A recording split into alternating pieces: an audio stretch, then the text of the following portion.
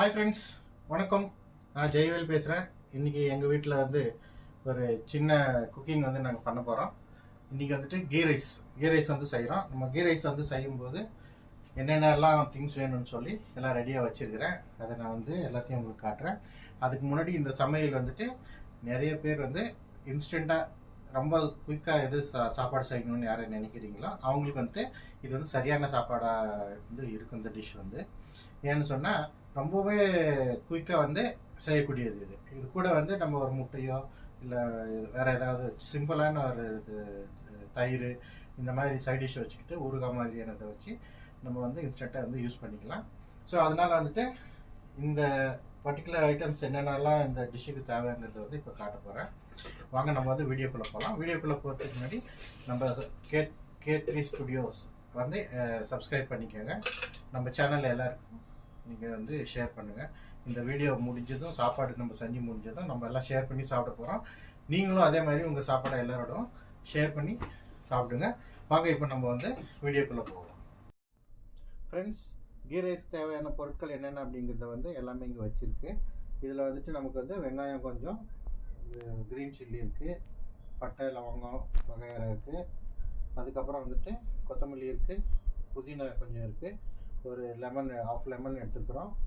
இங்கே பட்டாணி பச்சை பட்டாணி கொஞ்சம் வச்சுருக்கோம். கூட ஜிஞ்சர் கார்லிக் பேஸ்ட்டு, அதுக்கப்புறம் நெய் இருக்குது, ஊற வச்ச அரிசி.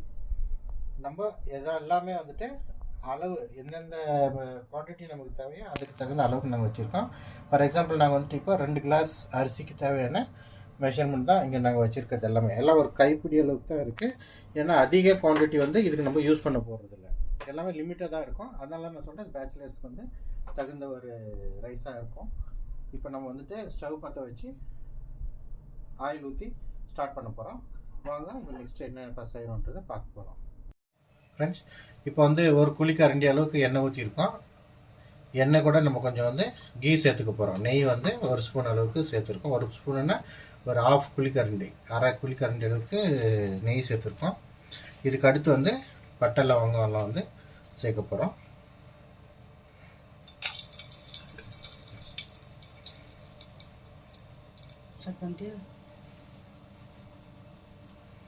அடுத்து பச்சை மிளகா போடுறோம். பச்சை மிளகாக்கு அடுத்து வெங்காயம்,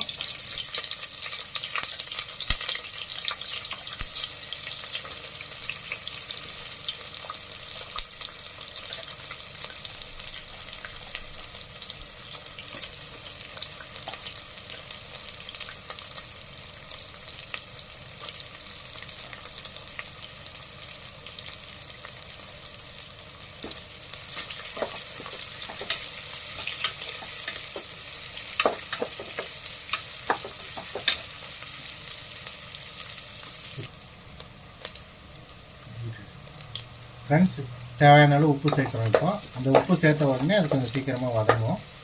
வெங்காயம்லாம் நல்லா நீட்டாக வதங்கும்.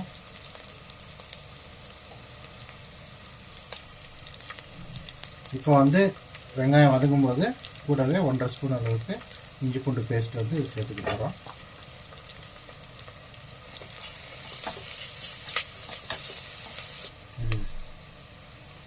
அடுத்து பட்டாணி சேர்க்க போகிறோம்.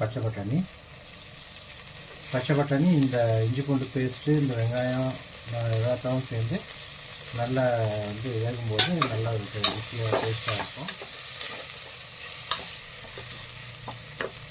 புதினா ஒரு கைப்பிடி அளவுக்கு புதினா சேர்க்குறோம். ஒரு கைப்பிடி அளவுக்கு கொத்தமல்லி,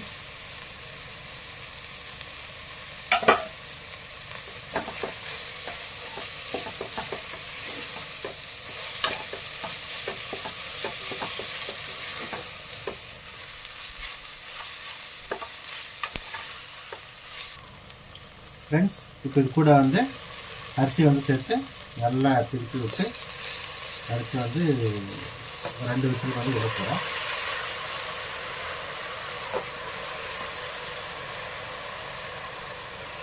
இது முடிஞ்சதும் அந்த அளவு நம்ம தண்ணி எவ்வளோ வைக்கிறோமோ அதை சேர்த்து வைக்கணும். அதை மறந்துடாதீங்க. அரிசியை போட்டு அப்படியே குக்கரை மூடி வச்சுட்டு போகிறீங்க அவசரத்தில். தண்ணியை சேர்த்துக்கணும்.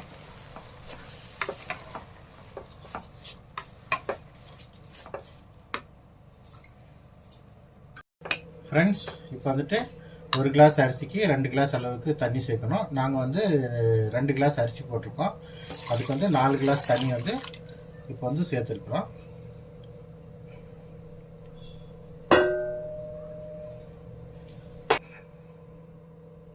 ஃப்ரெண்ட்ஸ் இப்போ வந்து லெமன் வந்து பாதி லெமன் எடுத்து வச்சுருந்தோம் இல்லையா, அந்த பாதி லெமன் வந்து சேர்க்குறோம். கடைசியில் நம்ம பார்க்க வேண்டியது லெமன் புளிப்பு இருக்கான்றது ஒன்று, ரெண்டாவது தேவையான அளவுக்கு உப்பு. இதை வந்து சரியாக இருக்கான்னு சேர்த்துட்டு அப்புறமா நம்ம வந்து இதை மூடி விடணும்.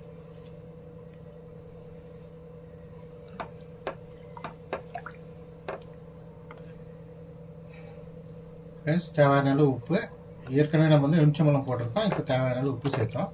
எலுமிச்சம்பழம் வந்துட்டு ரொம்ப அதிகமாக போடக்கூடாது, புளிப்புன்னு வரணுன்றது இல்லை, சும்மா அது ஒரு ஃப்ளேவருக்காக நம்ம வந்து சேர்க்குறோம். சாப்பிடும் பொழுது அதோட ஒரு தனிப்பட்ட ஒரு சுவை வந்து நமக்கு கிடைக்கும். அதுக்காக அதிகமாக லெமன் வந்து போட்டுடக்கூடாது, ஞாபகமாக அதை செய்யுங்க.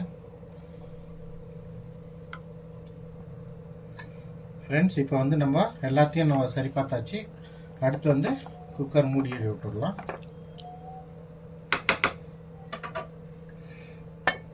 அவ்வளோதான், மூடிட்டு அடுத்த 2 விசில் வர வரைக்கும் வெயிட் பண்ணி நம்ம 2 விசிலுக்கு அப்புறம் சாப்பாடு ரெடி ஆகிடும்.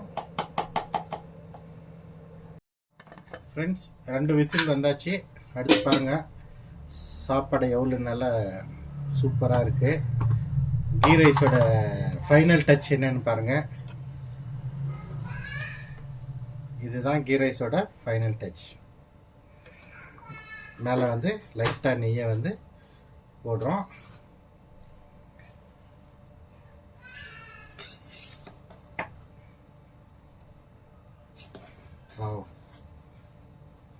சாப்பாடு சும்மா பலன்னு அப்படியே ஃப்ரெஷ்ஷாக எப்படி தெரியுது பாருங்கள்.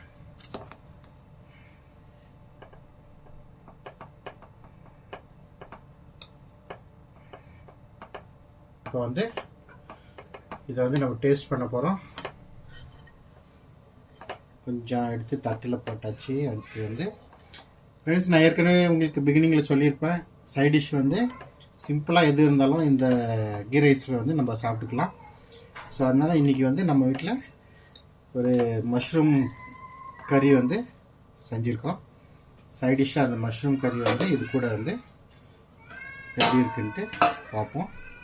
அதே காட்டு அங்கே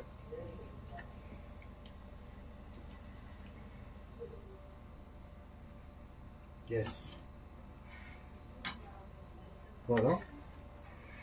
அடுத்து வந்து